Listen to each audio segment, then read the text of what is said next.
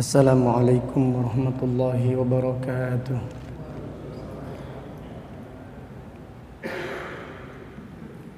Innal hamdalillah nahmaduhu wa nasta'inuhu wa nastaghfiruh wa na'udzu billahi minasy syururi anfusina wa min sayyiati a'malina. من يهده الله فلا مضل له ومن يضلل فلا هادي له وأشهد أن لا إله إلا الله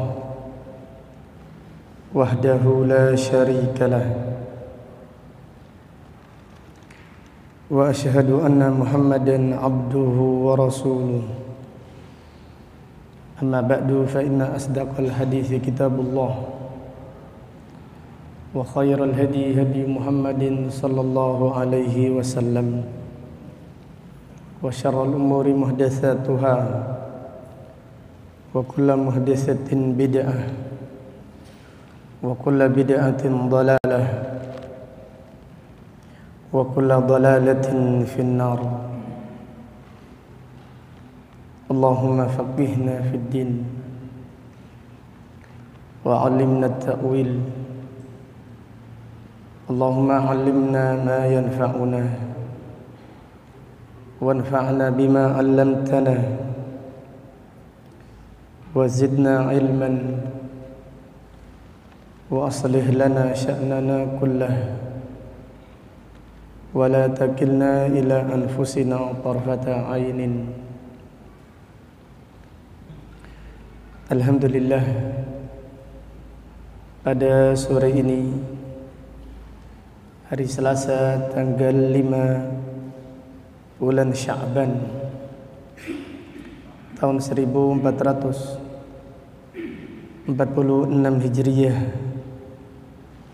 dengan izin Allah Ta'ala kita melanjutkan kembali kajian tafsir Al-Quran dari kitab ringkasan tafsir Al-Imam Ibn Katsir rahimahullahu ta'ala rahmatan wasi'ah.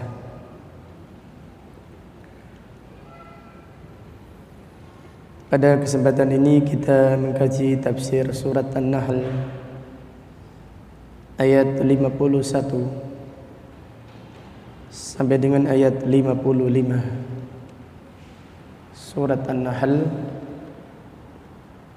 ayat 51 sampai dengan ayat 55. A'udzu billahi as-sami'il 'alim minasy syaithanir rajim min hamzihi wa nafthihi wa nafthihi. Wa qala Allahu la tattakhidhu ilahayni itsnain إنما هو إله واحد فإياي فارهبون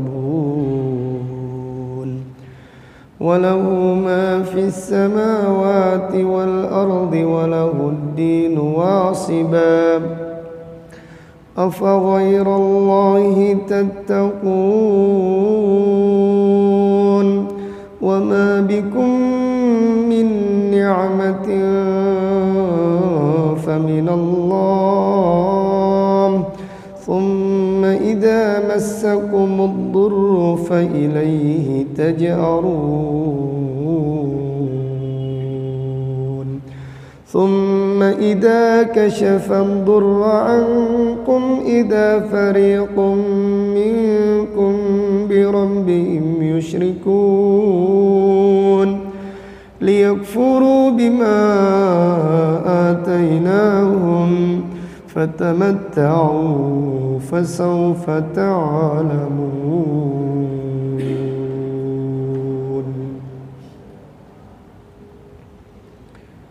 Allah Ta'ala berfirman, wa qala Allahu, dan Allah berfirman, la tattakhidhu ilahaini itsnain, janganlah kalian menjadikan dua sesembahan yang disembah. Innama huwa ilahun wahid. Sesungguhnya Allah hanyalah sesembahan yang satu. Fa iyaya farhabun. Maka hanya kepadakulah hendaklah kalian takut. Walahu ma fis samawati wal ard. Dan hanya milik Allah semua yang ada di langit dan semua yang ada di bumi. Walahud dinu wasibah. Dan hanya milik Allah agama, ketaatan dan ibadah selama-lamanya. Afa ghairallahi tattaqun. Apakah kepada selain Allah kalian takut? Wa ma bikum min ni'matin faminallah. Tidaklah kenikmatan yang kalian dapatkan kecuali kenikmatan tersebut dari Allah. Thumma idza massakumud durru fa ilaihi taj'arun. Kemudian apabila kalian ditimpa mudarat, hanya kepadanya kalian memohon pertolongan. Thumma idza kashafad durra ankum. Dan apabila Allah telah menghilangkan mudarat dari kalian, idza fariqum minkum bi rabbihim yusyrikun. Tiba-tiba sebagian dari kalian terhadap Tuhannya mereka menyekutukan dengan selainnya. Liyakfuru bima atainahum. Biarkanlah mereka kufur, mengingkari kenikmatan yang telah kami berikan kepada mereka. Fatamatta'u. Maka bersenang-senanglah kalian. Fasawfa ta'lamun. Dan kalian akan mengetahui kesudahan dari apa yang kalian kerjakan. Al-Imam Ibn Katsir rahimahullah berkata, yuqarriru ta'ala annahu la ilaha illahu. Allah Ta'ala menetapkan bahwasannya tidak ada sesembahan yang hak kecuali hanya Allah, wa annahu la yanbaghi al-ibadah illa lahu wahdah la syarikalah. Dan sesungguhnya tidak pantas ibadah kecuali hanya untuk Allah semata, tidak ada sekutu baginya. Fa innahu maliku kulli syai'in wa khaliquhu wa rabbuh. Karena sesungguhnya Allah yang memiliki segala sesuatu dan menciptakannya serta yang mengaturnya. Jadi yang memiliki semua yang ada di alam semesta ini hanya Allah. Yang menciptakan hanya Allah. Dan yang mengatur hanya Allah Subhanahu wa ta'ala. Apabila demikian, maka ibadah hanyalah milik Allah Subhanahu wa ta'ala. Kemudian Allah Ta'ala berfirman, walahud dinu wasibah, dan hanya milik Allah agama yang lurus. Qala Ibnu Abbas wa Mujahid wa Qatadah wa ghairu wahid ay daimah. Wasiban artinya daiman. Wasiban artinya selama-lamanya. Artinya agama selama-lamanya hanya milik Allah Subhanahu wa ta'ala. Ibadah hanyalah milik Allah Subhanahu wa ta'ala. Wa an Ibni Abbasin aidan qala wajiban. Abdullah bin Abbas mengartikan wasiban, artinya wajibah. Artinya hanya milik Allah agama dan ketaatan serta ibadah yang diwajibkan. Wa qala Mujahidun khalisan. Mujahid berkata wasiban maknanya khalisan.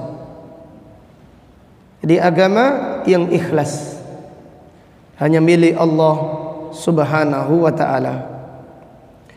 Ailahul ibadatu wahdah mimman fis samawati wal ardi. Artinya ibadah hanya milik Allah semata dari semua yang ada di langit dan semua yang ada di bumi. Wajib beribadah, wajib mengikhlaskan ibadah hanya kepada Allah Subhanahu wa ta'ala. Kaqaulihi ta'ala, sebagaimana Allah Ta'ala berfirman, afa ghayra dinillah yabghun. Apakah selain agama Allah yang mereka inginkan, yang mereka cari? Apakah selain tauhid, apakah selain ibadah hanya kepada Allah yang mereka inginkan? Walahu aslama man fis samawati wal ard. Padahal hanya kepada Allah berserah diri semua yang ada di langit dan di bumi. Tau'an wa karaha, taat dan berserah diri kepada Allah secara sukarela dan secara terpaksa. Ayat-ayat ini menjelaskan bahwasannya agama hanya milik Allah Subhanahu wa ta'ala dan ibadah hanya milik Allah Subhanahu wa ta'ala, la syarikalah. Kemudian Al-Imam Ibnu Katsir berkata, "Tsumma akhbara annahu malikun naf'i wad-dhur." Kemudian Allah mengabarkan bahwasannya hanya Allah yang memiliki manfaat dan yang memiliki madarat. Jadi yang memiliki manfaat, yang memiliki madarat hanyalah Allah. Yang memiliki kehidupan, yang menciptakan kehidupan, yang menciptakan kematian hanyalah Allah Subhanahu wa ta'ala. Wa anna ma bil abdi min rizkin wa ni'matin wa afiyatin famin fadlihi alaihi. Dan tidaklah seorang hamba mendapatkan rizki, mendapatkan kenikmatan, mendapatkan kesehatan serta pertolongan, itu semua semata-mata karunia Allah kepadanya. Jadi semua kenikmatan, yang diperoleh seorang hamba semata-mata karunia dari Allah kepadanya. Wa ihsanihi ilaihi, dan itu adalah kebaikan Allah kepadanya.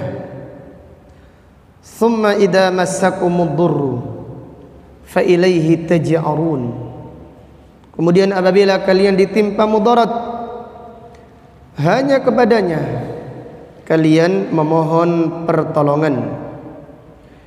Aili ilmikum, karena kalian mengetahui annahu la yaqdiru ala izalatihi illahu, tidak ada yang bisa menghilangkan mudarat kecuali hanya kepada Allah. Fa innakum indad darurat, sesungguhnya kalian wahai orang-orang musyrik dalam keadaan darurat, talja'una ilaihi, kembali kepada Allah. Wa tas'alunahu, kalian meminta kepada Allah. Wa tulihuna fir raghbah mustaghithina bih, dan kalian mengulang-ulang permohonan hanya kepada Allah Subhanahu wa ta'ala. Kama qala ta'ala, sebagaimana Allah Ta'ala berfirman, wa idza massakumud durru fil bahri, apabila kalian ditimpa madarat di lautan, dhalla man tad'una illa iyyah, kalian lupa berdoa kecuali hanya kepada Allah. Kalian tidak meminta kepada berhala, kalian tidak meminta kepada selain Allah, tetapi kalian hanya berdoa kepada Allah. Falamma najjakum ilal barri a'radtum, tetapi ketika kalian selamat sampai daratan, a'radtum, kalian berpaling, kalian kembali menyekutukan Allah. Wa kanal insanu kafura, dan sesungguhnya manusia benar-benar kufur kepada Allah Subhanahu wa ta'ala. Wa qala hahuna, Allah Ta'ala berfirman pada ayat ini, thumma idza kashafad durra ankum, kemudian apabila Allah menghilangkan mudarat dari kalian, idza fariqun minkum bi rabbihim yusyrikun, tiba-tiba sebagian kelompok dari kalian menyekutukan Allah Subhanahu wa ta'ala, Tuhan mereka yang menyelamatkan mereka. Liyakfuru bima atainahum, silahkan biarkanlah mereka kufur, mengingkari apa yang telah kami berikan kepada mereka. Wa qila lam huna lamul aqibah, lam pada ayat ini adalah lam kesudahan. Aliyakfuru, kesudahan mereka setelah diselamatkan Allah kembali kufur kepada Allah, kembali menyekutukan Allah, naudzubillah. Wa qila lamut ta'lil, dan di antara ulama ada yang mengatakan lam di sini adalah lam ta'lil, lam yang menjelaskan alasan. Bimakna qayyadna lahum dalika liyakfuru, artinya kami biarkan mereka melakukan demikian supaya mereka kufur, ayyasturu wa yajhadu ni'amallahi alaihim, supaya mereka mengingkari kenikmatan Allah yang telah diberikan kepada mereka. Wa annahu musdi ilaihim an-ni'am, padahal Allah yang memberikan kenikmatan kepada mereka. Al-kashifu anhum an-niqam, dan Allah yang menyelamatkan dari mereka segala bahaya dan segala madarat. Thumma tawa'addahum qailan, kemudian Allah mengancam mereka dengan firman-Nya, fatamatta'u, wahai orang-orang musyrik, bersenang-senanglah. Ai i'malu ma syi'tum, artinya kerjakanlah semua yang kalian sukai. Wa tamatta'u bima antum fihi qalila, dan bersenang-senanglah dengan apa yang kalian miliki sebentar saja. Fasaufa ta'lamun, kalian akan mengetahui aqibata dzalik, kesudahan dari perbuatan-perbuatan kalian. Na'udzubillah. Dari ayat ini atau dari ayat-ayat ini diambil beberapa faedah dan pelajaran-pelajaran yang penting. Yang pertama,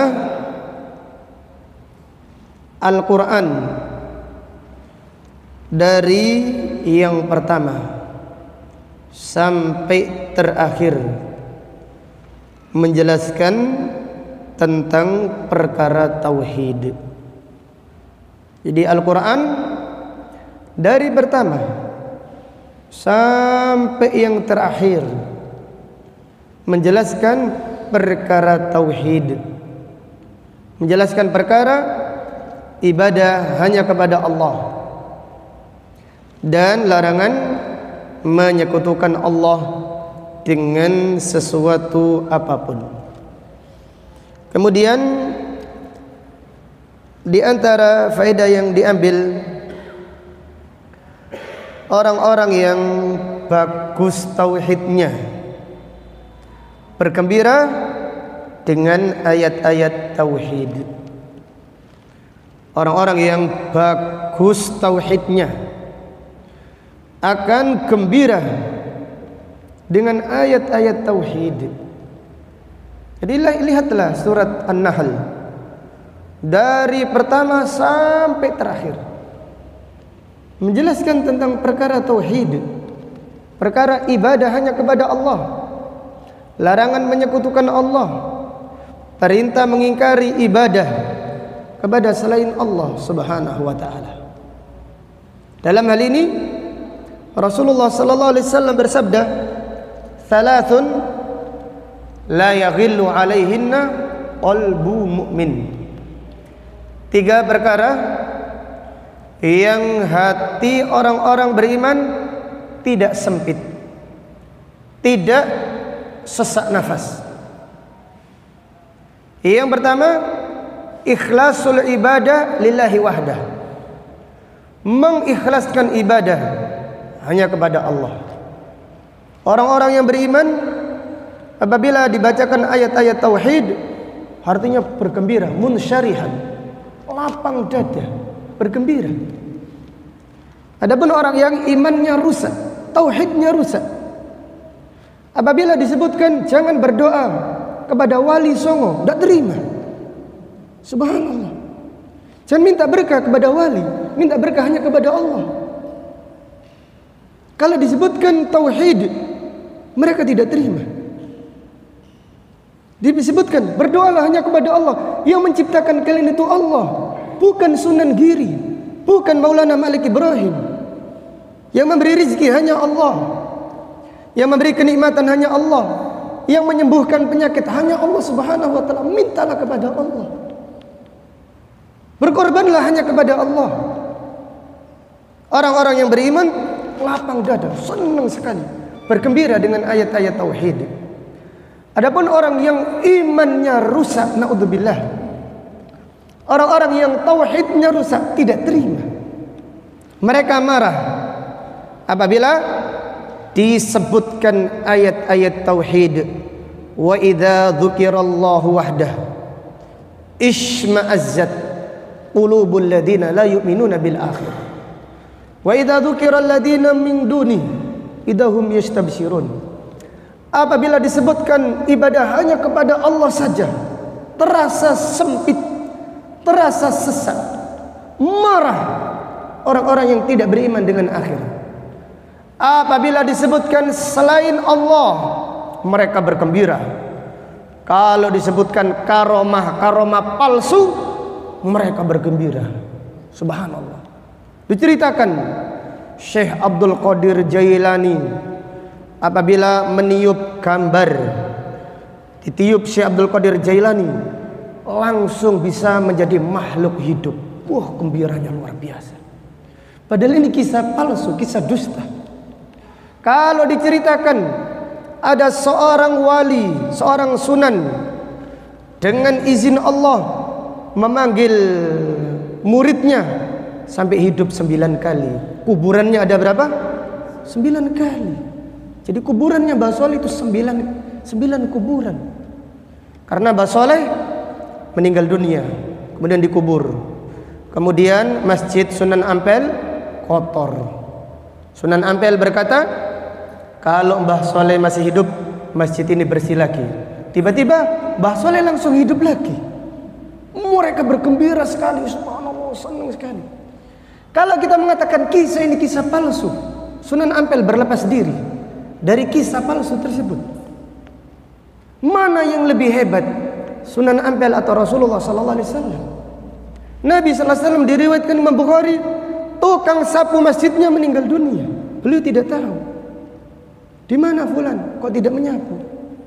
Ketika Nabi sallallahu alaihi wasallam bertanya demikian, tukang sapunya tidak langsung hidup lagi. Para sahabat mengabarkan, ya Rasulullah, fulan meninggal dunia tadi malam. Nabi sallallahu alaihi wasallam bersabda, afala adantumuni, kenapa kalian tidak memberi kabar kepadaku supaya aku merawat jenazahnya, mensolatkannya, mengantarkannya. Para sahabat berkata, ya Rasulullah, dia mati di malam hari, kami khawatir mengganggumu. Mata lailan fakarihna an nuhrijaka, qala dulluni ala qabrihi. Nabi sallallahu alaihi wasallam bersabda, tunjukkan aku kuburannya. Beliau tidak tahu kuburannya saja tidak tahu. Nabi sallallahu alaihi wasallam tidak tahu ilmu gaib. Fadalluhu, para sahabat menunjukkan kuburannya. Fasalla alaihi. Kemudian Nabi sallallahu alaihi wasallam mensalatkan kuburan tersebut. Salat jenazah di atas apa? Di atas kuburan. Subhanallah. Jadi kalau kisah ini diingkari, mereka tidak terima.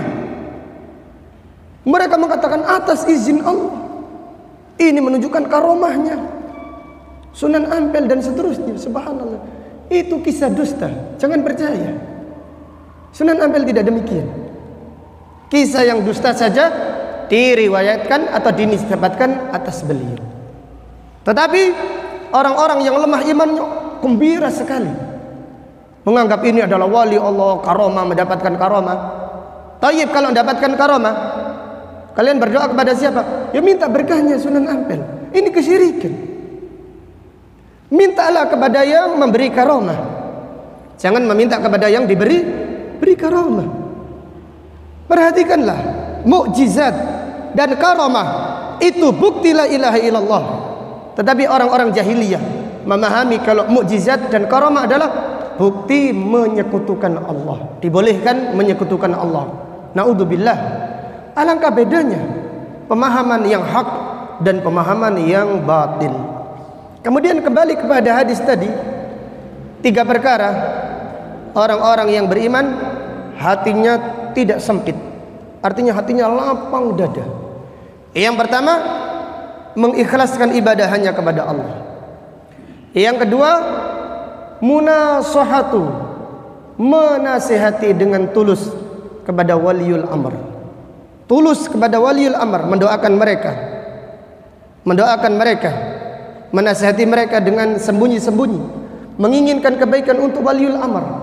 Subhanallah, orang yang hatinya lemah, orang yang imannya lemah, orang-orang yang memiliki pemikiran khawarij akan sesak nafas kalau dibacakan hadis-hadis atau ayat-ayat tentang taat kepada waliul amr, taat kepada pemimpin, menginginkan kebaikan untuk pemimpin, larangan mencela pemimpin. Orang-orang yang imannya rusak, naudzubillah, imannya terpengaruh dengan aliran khawarij, mereka tidak terima taat kepada waliul amr. Mereka tidak mau sabar dari kesalahan-kesalahan waliul amr. Mereka ingin memberontak, ingin mencela, ingin menggonjing dan seterusnya, naudzubillah. Kemudian yang ketiga, kata Nabi sallallahu alaihi wasallam, waluzumu jama'atil muslimin, dan selalu istiqamah bersama jamaah kaum muslimin. Yang kita ambil faedah, orang-orang yang beriman, yang bagus imannya, hatinya lapang dada, hatinya gembira dengan ayat-ayat tauhid. Hari ini membaca ayat tauhid bergembira, besok lagi dijelaskan lagi tentang ayat-ayat tauhid, gembira lagi. Lusa dijelaskan ayat-ayat tauhid, bergembira lagi, sampai bertemu dengan Allah, bergembira dengan hadis-hadis dan ayat-ayat tentang tauhid. Wallahu a'lam. Kemudian di antara faedah yang diambil,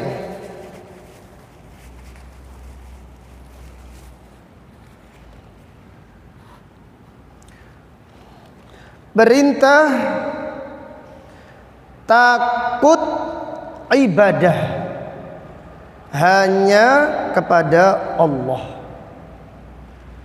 Perintah takut ibadah hanya kepada Allah diambil dari firman Allah, fa iyaya farhabun, maka hanya kepadaku saja hendaklah kalian takut. Takut di sini adalah takut ibadah, takut mendapatkan laknat, takut mendapatkan adab. Tidak boleh kecuali hanya kepada Allah Subhanahu wa taala, karena ini takut ibadah. Jadi takut, jadi perintah takut ibadah hanya kepada Allah Subhanahu wa taala. Takut ibadah artinya takut kalau tidak melaksanakan perintah akan dihukum, akan diadab. Ini hanya takut pada Allah, takut ibadah. Ar-rahbah wa iyaya farhabun. Takut ibadah kepada selain Allah adalah kesyirikan. Takut ibadah kepada selain Allah adalah kesyirikan. Seperti takut dengan angka 13. Ini takut apa ini? Subhanallah, angka 13 ini tidak bisa menimpakan madarat. Tapi subhanallah, hotel angka 12 langsung 14. Nomor pesawat 12 langsung 14. 13 tidak ada. Karena angka ini adalah angka yang keramat. Kalau menulis 13 takut. Takut pada siapa ini? Ini takut kesyirikan. Seperti takut kepada bulan Syura, ini takut kesyirikan. Takut kepada bulan Syura, ini kesyirikan. Mereka takut melaksanakan pernikahan pada bulan Syura. Ini adalah takut kesyirikan. Kemudian takut tidak mengadakan sedekah bumi. Sedekah waduk, contohnya waduk yang besar, ada ritual sedekah. Kalau tidak mengadakan sedekah, takut buminya tidak bisa memberi rizki. Ini takut kesyirikan. Ini takut ibadah yang tidak boleh diberikan kecuali hanya kepada Allah. Ibadah itu tunduk, takut secara tunduk, menghinakan diri. Tidak boleh kecuali hanya kepada Allah. Kita kalau diperintahkan, kita takut. Kalau tidak melaksanakan perintah Allah, kita akan dihukum oleh Allah. Demikian. Jadi takut ibadah tidak boleh diberikan kecuali hanya kepada Allah Subhanahu wa taala. Dan takut ibadah kepada selain Allah adalah kesyirikan. Naudzubillah. Demikian. Jadi orang-orang, contohnya orang-orang jahiliyah, orang-orang Quraisy takut menyembelih onta. Onta pada ciri-ciri tertentu tidak boleh diambil susunya, tidak boleh disembelih, tidak boleh dinaiki. Susu yang diperah diberikan kepada berhala. Ini adalah takut ibadah. Ini kesyirikan. Karena takut ibadah tidak dibolehkan kecuali hanya kepada Allah Subhanahu wa taala. Demikian pula takut hantu. Tidak boleh kita ini takut hantu.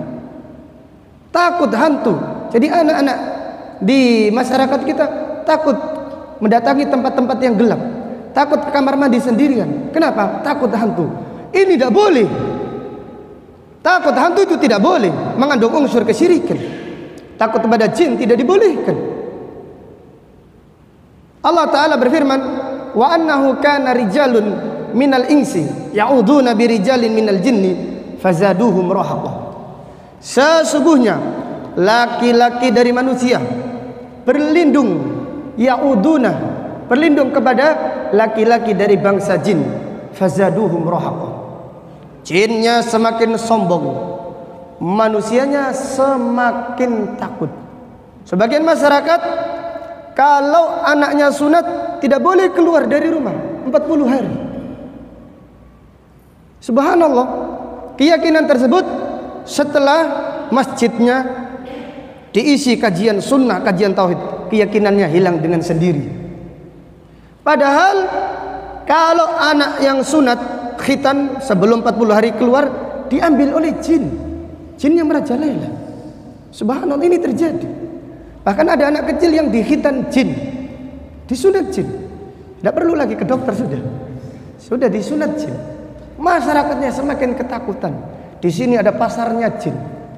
Subhanallah, pasarnya jin lenyap dengan dakwah tauhid. Disampaikan Al-Quran, disampaikan sunnah Rasulullah sallallahu alaihi wasallam, jinnya minggir. Subhanallah. Jadi tidak boleh takut kepada jin. Ini takut yang mengandung apa? Unsur kesyirikan, tidak dibolehkan. Kemudian adapun takut secara fitrah adalah takut yang dibolehkan. Takut secara fitrah, contohnya ada orang takut binatang buas, ini dibolehkan. Atau ada orang takut dari ketinggian, ada orang takut melihat, wah takut, ini fitrah, ini tabi'i. Atau takut dari musuh, ini dibolehkan. Musuh dengan jumlah yang besar, takut. Jadi seorang sekiranya sholat di tembok yang pendek, kemudian ada musuh yang menyergapnya, dia sholatnya tidak sampai berdiri dengan sempurna, berdiri sambil sembunyi. Ini tidak mengapa. Takut di sini adalah takut secara apa? Fitrah. Nabi sallallahu alaihi wasallam sembunyi di gua Hira.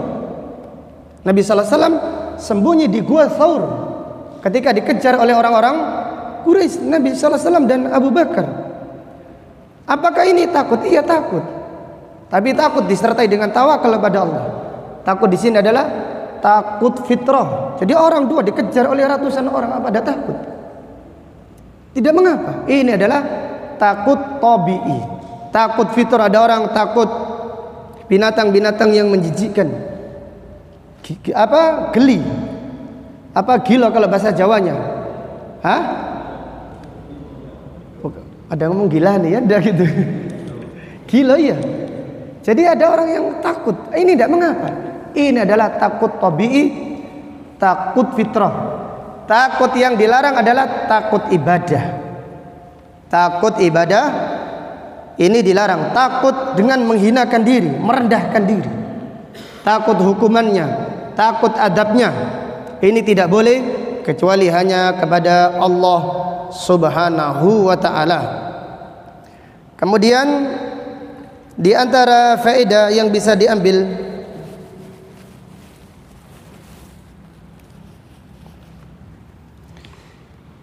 yang berhak membuat syariat hanyalah Allah.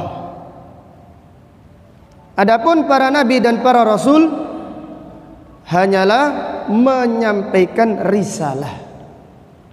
Jadi yang berhak membuat syariat hanya Allah. Adapun para nabi dan para rasul hanyalah menyampaikan risalah. Seringkali Nabi sallallahu alaihi wasallam ditanya, tidak tahu. Sampai Allah Subhanahu wa taala menurunkan wahyu. Ini diambil faedah bahwasannya yang berhak membuat syariat hanyalah Allah Subhanahu wa taala. Adapun para nabi dan para rasul tugasnya hanya menyampaikan risalah, mereka bukan pembuat syariat.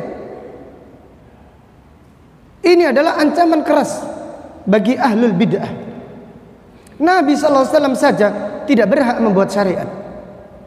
Setelah turun firman Allah, Setelah turun firman Allah, al-yauma akmaltu lakum dinakum wa atmamtu alaikum ni'mati wa raditu lakumul Islam madina. Surat Al-Maidah ayat ketiga. Turun di hari Arafah, bulan Dzulhijjah, tahun ke-10 Hijriah. Nabi sallallahu alaihi wasallam hidup 81 tahun, 81 hari setelah turunnya surat Al-Maidah. Selama 81 hari tidak turun syariat baru. Karena apa? Agama sudah sempurna. Tidak turun ajaran baru. Karena apa? Karena syariat sudah sempurna. Yang membuat syariat hanya Allah. Allah menyatakan syariat sudah sempurna. Hari ini aku sempurnakan agamamu. Aku cukupkan nikmatku dan aku ridha Islam sebagai agamamu. Tidak ada halal dan haram yang baru yang turun. Yang sebelumnya haram dihalalkan, tidak ada yang turun. Turun ayat-ayat hanya menguatkan saja. Yang sebelumnya sudah ada. Subhanallah. Kenapa? Karena yang membuat syariat hanyalah Allah Subhanahu wa ta'ala. Dan Allah menyatakan syariat Islam sudah sempurna semenjak hari Arafah. Semenjak hari Arafah, ketika Nabi sallallahu alaihi wasallam melaksanakan haji wada. Allah Subhanahu wa taala mengingkari ahlul bid'ah. Am lahum syuraka'u syara'u minad dini ma lam ya'dan bihillah. Apakah mereka memiliki sekutu-sekutu, tandingan-tandingan dari selain Allah yang mensyariatkan kepada mereka ajaran-ajaran yang tidak diizinkan oleh Allah? Maka para ulama menjelaskan definisi bid'ah adalah syariat yang tidak diizinkan oleh Allah. Jadi di antara ulama menjelaskan apakah definisi bid'ah. Bid'ah adalah syara'u ma lam ya'dan bihillah. Syariat yang tidak diizinkan oleh Allah. Yang berhak membuat syariat hanyalah Allah Subhanahu wa taala. Para nabi dan para rasul tidak berhak membuat syariat. Mereka hanyalah muballighuna anillah. Mereka hanyalah menyampaikan risalah dari Allah Subhanahu wa taala. Mana dalilnya? Yang berhak membuat syariat hanya Allah. Bacakan ayat ini. Walahuddinu wasibah. Hanya milik Allah syariat. Hanya milik Allah saja agama selama-lamanya.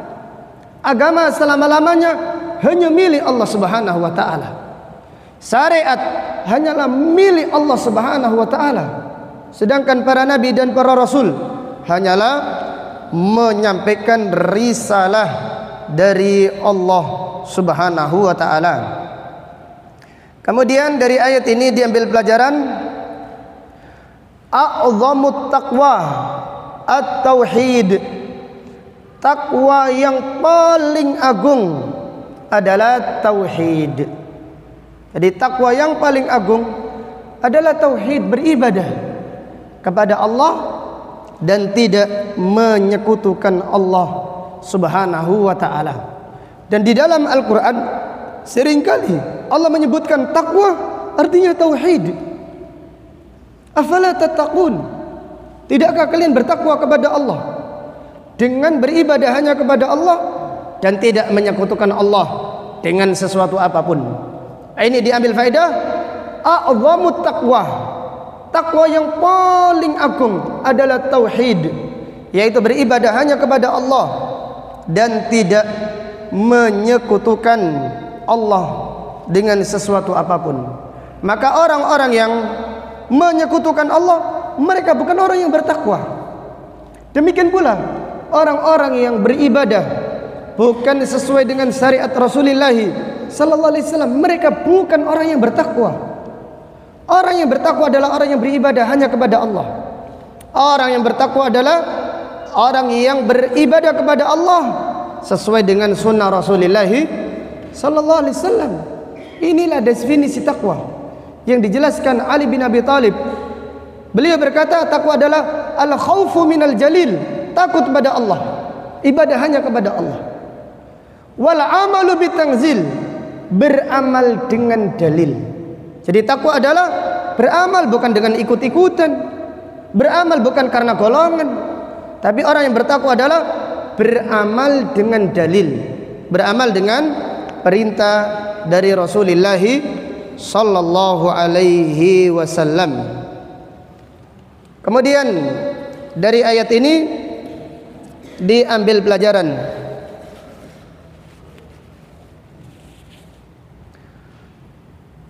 orang-orang musyrik jahiliyah mentauhidkan Allah di saat sulit dan menyekutukan Allah di saat lapang. Orang-orang musyrik jahiliyah mentauhidkan Allah di saat sulit dan mereka menyekutukan Allah di saat lapang. Subhanallah. Jadi orang-orang musyrik jahiliyah, orang-orang musyrik jahiliyah, mereka mentauhidkan Allah, beribadah hanya kepada Allah, berdoa hanya kepada Allah dalam keadaan genting, dalam keadaan sulit, dalam keadaan terjepit. Mereka lupa sekutu-sekutu yang mereka sembah dari selain Allah Subhanahu wa ta'ala. Jadi pada ayat ini dan ayat-ayat yang lain yang sangat banyak menegaskan bahwasannya orang-orang jahiliyah mentauhidkan Allah di saat sulit dan mereka menyekutukan Allah di saat lapang. Ikrimah ibnu Abi Jahal pada Fathu Makkah termasuk orang yang darahnya diperintahkan Nabi sallallahu alaihi wasallam untuk menumpahkannya. Ikrimah putranya Abu Jahal adalah orang yang paling gigih memerangi Islam, sehingga pada waktu Fathu Makkah Rasulullah sallallahu alaihi wasallam memerintahkan para sahabat untuk membunuh Ikrimah. Kalau meminta jaminan perlindungan, jangan dikasih perlindungan. Jadi tumpahkan darahnya, walaupun bergantung di kiswa Ka'bah. Ikrimah lari ke Yaman, dan beliau naik kapal. Ikrimah naik kapal. Subhanallah, di tengah-tengah laut datang ombak yang kencang, datang angin, kemudian suasana gelap. Nahkoda kapal berkata, ayuhan nas, wahai manusia, akhlisu fid doa, ikhlaskan doa hanya kepada Allah. Wahai manusia, berhala-berhala kalian tidak bermanfaat di dalam situasi seperti ini. Wahai manusia, berhala-berhala kalian tidak bermanfaat di situasi seperti ini. Ikhlaskan doa kalian hanya kepada Allah Subhanahu wa ta'ala. Ikrimah baru sadar dalam kondisi tersebut. Ikrimah berkata, apabila di lautan tidak ada yang bisa menyelamatkan aku kecuali ikhlas, demikian pula di daratan tidak ada yang bisa menyelamatkan aku kecuali dengan ikhlas. Kemudian Ikrimah berkata, demi Allah, kalau Allah menyelamatkan aku dari ombak ini, dari situasi ini, aku akan mendatangi Muhammad sallallahu alaihi wasallam, aku akan membaiatnya, dan aku akan menjumpainya, orang yang memaafkan lagi mulia. Allahu Akbar.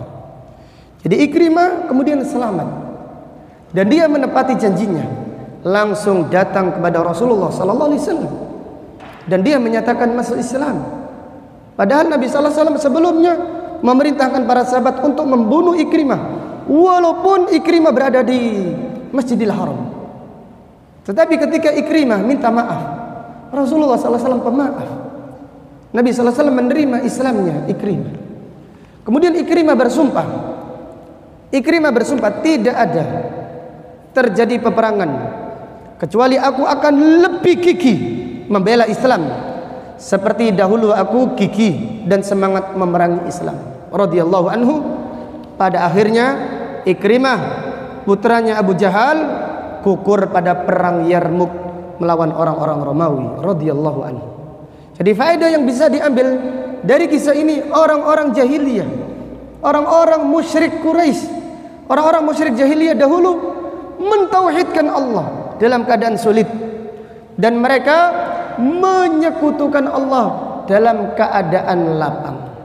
Adapun orang-orang yang menyekutukan Allah hari ini, orang-orang musyrik hari ini menyekutukan Allah dalam keadaan sulit dan dalam keadaan lapang.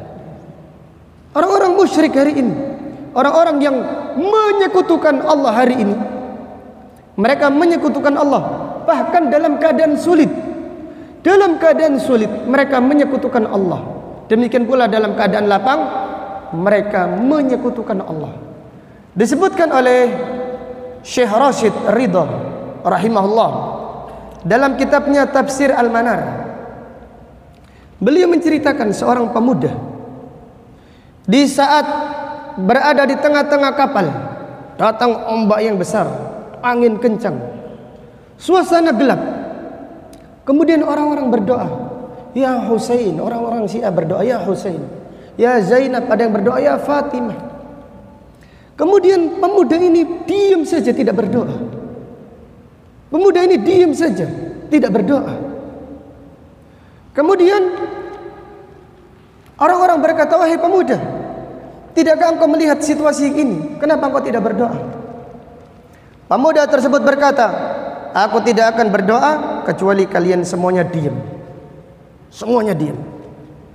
Kemudian pemuda tadi berdoa, ya Allah, hancurkanlah kami semua yang ada di kapal ini.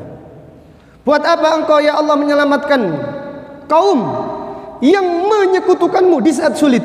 Padahal orang-orang jahiliyah dahulu mentauhidkan engkau di saat sulit, dan mereka menyekutukanmu di saat lapang. Tapi buat apa ya Allah engkau menolong orang-orang yang menyekutukanmu di saat sulit? Mereka semuanya termenung dengan doa pemuda tadi. Subhanallah. Jadi dalam keadaan sulit mereka berkata, ya Husain, ya Husain. Subhanallah, sekarang orang dalam keadaan sulit mendatangi kuburan para wali minta berkahnya. Setelah itu mereka pulang, kemudian ternyata dagangannya laris. Mereka berkata, berkat berkahnya para wali, kita yang dapat kesulitan sekarang mendapatkan keberkahan. Naudzubillah. Rasulullah sallallahu alaihi wasallam bertanya kepada Husain. Husain, Imran ibnu Husain. Husain ini ayahnya Imran. Sebelum masuk Islam, Nabi sallallahu alaihi wasallam bertanya kepada Husain, wahai Husain, berapa sesembahan yang engkau sembah hari ini? Qala sab'ah. Husain menjawab 7. 1 di langit, 1 di atas langit, dan 6 di bumi. Rasulullah SAW bertanya, wahai Husain, wahai Husain, dalam keadaan sulit, dalam keadaan genting, kepada siapa kamu berdoa? Husain menjawab, kepada yang ada di langit, kepada Allah Subhanahu wa taala. Rasulullah sallallahu alaihi wasallam bersabda, ya Husain, hal ja'altahu wahida? Wahai Husain, kenapa engkau tidak menjadikan sesembahan hanya satu saja, yang di langit saja, yang di atas langit saja? Ya wahai Husain, tinggalkan sesembahan-sesembahan yang ada di muka bumi. Pada akhirnya Husain masuk ke dalam agama Islam. Jadi yang diambil faedah, Husain menyatakan dalam keadaan sulit, aku hanya berdoa kepada Allah Subhanahu wa taala. Abu Jahal sebelum perang Badar berdoa hanya kepada Allah Subhanahu wa taala. Tidak menyembah berhala-berhalanya, tidak pamitan berhala-berhalanya. Dalam keadaan genting berdoa hanya kepada Allah Subhanahu wa taala saja. Demikian orang-orang musyrik jahiliyah. Mereka menyekutukan Allah di saat lapang, namun mereka mentauhidkan Allah di saat sulit. Adapun orang-orang musyrik zaman ini, naudzubillah, mereka menyekutukan Allah dalam keadaan sulit. Bahkan dalam keadaan sulit mereka lebih menyekutukan Allah daripada mereka dalam keadaan lapang.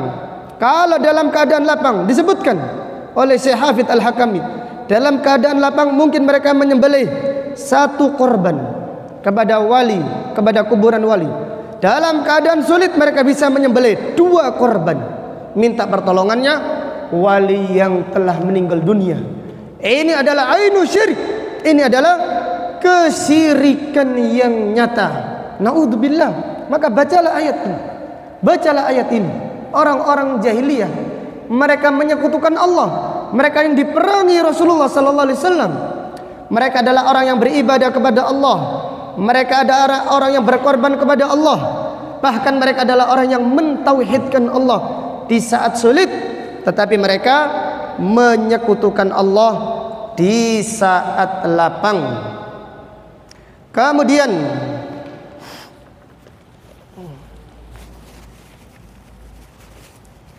di antara faedah yang bisa diambil, at-tarikhu yu'idu nafsahu.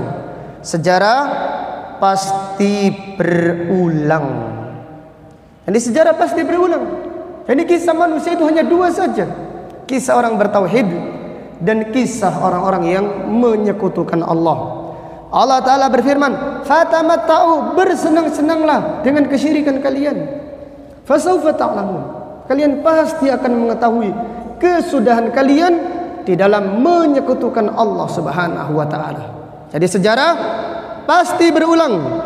Siapa yang mentauhidkan Allah, siapa yang beribadah hanya kepada Allah, siapa yang membela tauhid, Allah memuliakannya di dunia dan di akhirat. Dan siapa yang menyekutukan Allah, siapa yang memusuhi la ilaha illallah, Allah berfirman, fatamatta'u, bersenang-senanglah. Fasawfa ta'lamun, kalian akan pasti mengetahui kesudahan kalian di dalam memusuhi dakwah la ilaha illallah. Wallahu ta'ala alam. Sampai di sini kajian kita pada sore hari ini. Terima kasih banyak atas kehadiran teman-teman semuanya. Jazakumullahu khairan wa barakallahu fikum. Semoga kehadiran antum semuanya diterima di sisi Allah Ta'ala dan dicatat sebagai orang-orang yang membela Al-Quran, membela tauhid, dan membela sunnah Rasulullah sallallahu alaihi wasallam. Semoga Allah memudahkan kita untuk istiqamah di atas tauhid dan di atas sunnah, di atas Al-Quran, sampai kita bertemu dengan Allah. Semoga Allah mewafatkan kita di atas Islam dan di atas sunnah dalam keadaan husnul khatimah. Semoga Allah menjadikan ucapan kita yang terakhir dari dunia ini mengucapkan kalimat la ilaha illallah.